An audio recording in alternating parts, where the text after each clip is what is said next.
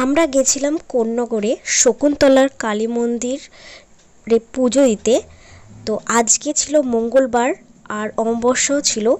আর এখানে আমরা শকুন্তলার মন্দিরে মানে এখানে কিছুদিন আগেই হলো পুজো হয়েছিল, খুব বড় পুজো। তোমাদেরকে আমি তো ছবিগুলো সেন্ড করেছিলাম, দেখতে পারবে।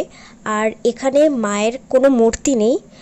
আর তারপরে আমরা পুজো টুজো শেষ করা হয়ে গিয়ে তারপরে কোন্নগরে কতগুলো স্পট আছে, তো সেখানে আমরা গেছি ঘুরতে।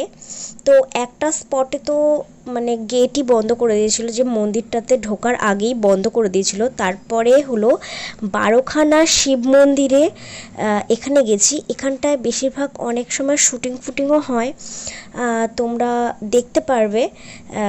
তো এখানটাতে গেছিলাম। তারপরে আরেকটা মন্দিরে গেছি, খুব সুন্দর এই মন্দিরটাকে দেখতে।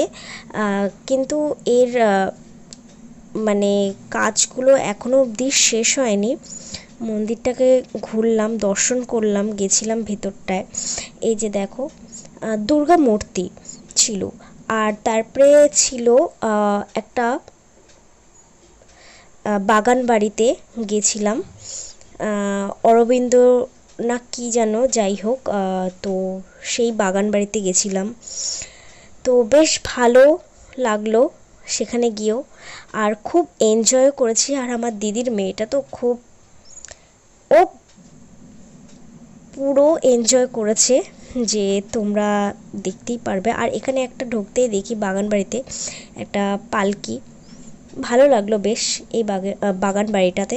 আর তোমরা চাইলে এখানে এসে টিকিটটার দাম হলো 10 টাকা করে, তোমরা এসে ভিজিট করতে পারো। আর পিকনিক টিকনিক করার জন্য একদম পুরো পারফেক্ট জায়গা। আর হলো এই যে দিদির মেয়ে তো খুব এনজয় করছে। আর তারপরে খাবার দাবার খেয়ে দিয়ে বাড়িতে চলে এসেছি আমরা। ভালো লাগলে কিন্তু অবশ্যই কিন্তু কমেন্টস করতে ভুলো না। বাই।